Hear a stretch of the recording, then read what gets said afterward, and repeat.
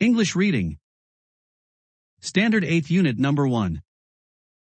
Lesson Number 4. 1 point for the King's Choice. There was once a lion who was king of the forest. He was big and strong and very fierce. All the other animals in the forest called him king. They brought him gifts from every corner of the forest. But the more the lion had, the more he wanted. A king must have a court, he said to himself. One day, he called a fox to his side. You are known to be a wise and clever creature, fox, said the lion. I want you to be my advisor. Thank you, your majesty, said the fox, bowing low. The lion next called a leopard to his side. You are known to be watchful and swift of foot, leopard. I want you to be my bodyguard. Thank you, your majesty, said the leopard, bowing low.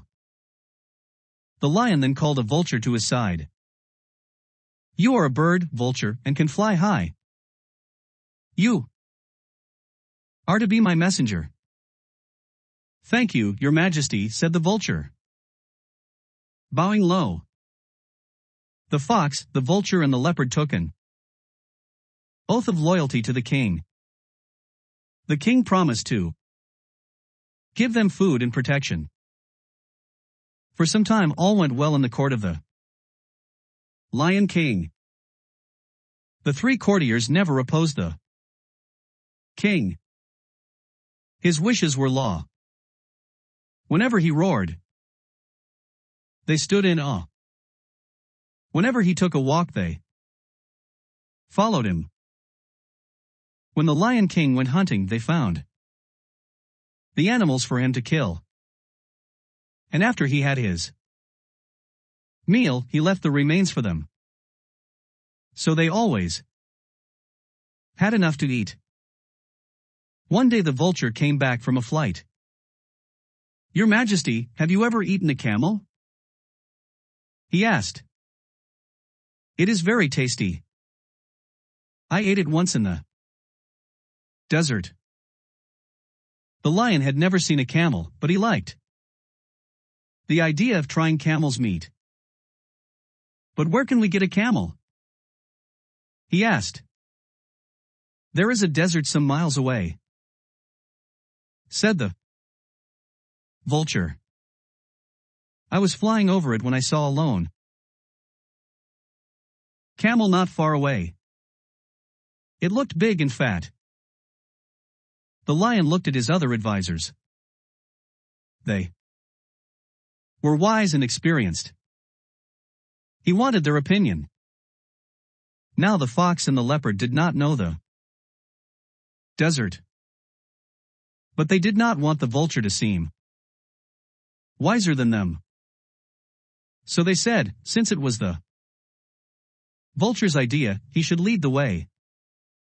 Early next morning the lion and his court started off on the camel hunt. They reached the edge of the desert easily. But after they left the shelter of the forest, the day became very hot. The sun shone down with fire-hot rays. High up in the cooler air the vulture flew. Hurry along, he called, the camel is not far off. But the lion could not hurry any more. The hot sand had burned his paws. He could go no farther. Stop, he shouted to the others. Let us go back to the forest. I do not care to try camel meat. The Lion King's advisors were frightened. The forest was far behind them, and they did not know how to get the lion back home. The leopard wanted to run away. The vulture wanted to watch and wait and eat the lion later on. But the clever fox thought of a plan. Off into the desert he ran, saying, I will bring some help. After running for some time, the fox found the camel. The camel was indeed surprised to see him. Hurry up, friend camel, said the fox. Our king wants you at once. Your king? Said the camel. Who is that? I do not know any king. I only know my master, for whom I carry goods across the desert. Our king, the lion, has killed your master, said the fox. Now you are free, and the lion has invited you to live at his court. Come along. The camel followed the fox. When the fox and the camel reached the lion's camp, the vulture and the leopard were surprised. Even the lion looked pleased, in spite of his burned paws. The camel was presented to the king. He agreed to serve the lion in return for a home at his court. Get on the camel's back, your majesty, said the fox. We will return home. The lion at once jumped onto the camel's back. His courtiers, the fox and the leopard, jumped up behind him, and with the vulture flying ahead as a guide, they set off on the long journey back to the forest. When the travelers reached the forest, they were all tired and hungry. The fox, the leopard, and the vulture looked at the camel. Then they looked at each other and smiled hungry smiles. They had brought the camel for the king's dinner. Now it was time for the feast. The Lion King knew what his courtiers were thinking. He called the camel to him. Friend camel, he said, I have to thank you for saving my life. You are welcome to live at my court as long as you like. I promise you my protection. The lion's courtiers were shocked. Had they not risked their lives so that he could try camel meat? And the king wanted to let the camel live. The courtiers were not pleased with his decision. Yet they could do nothing. Now the lion's paws were so badly burnt that he could not go hunting. But that did not keep him from growing very hungry indeed. Fox, leopard, vulture, he shouted. Don't you see that I am ill and hungry? Go and get me some food. The courtiers had to obey the king. So out they went. But they did not go far. They sat down in a safe place and discussed what they could do. I know, said the fox after a while, we shall make the camel ask to be eaten. He told the others of his plan. They all agreed. So back they went to the king. First the vulture stepped forward.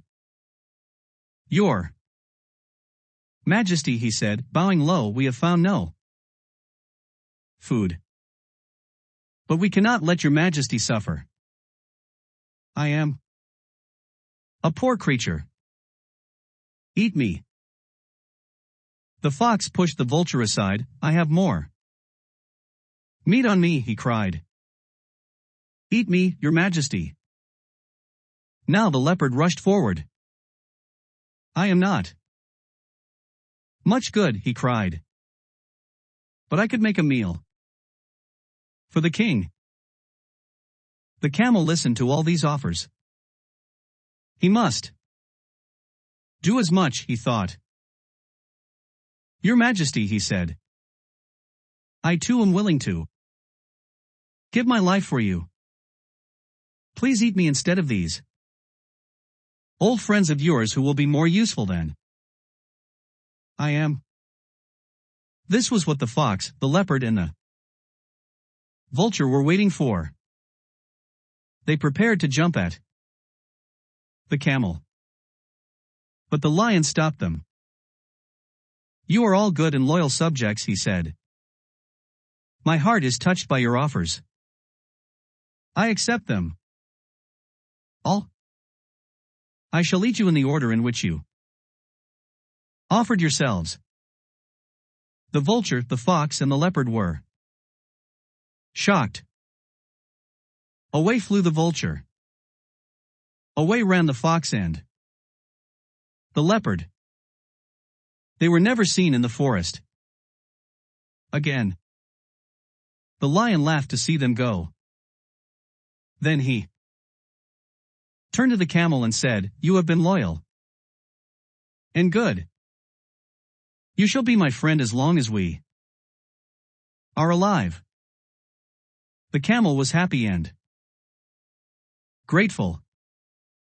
The lion thought to himself, to be king is good, but to be kind is better. Shankar. From Folk Tales Retold.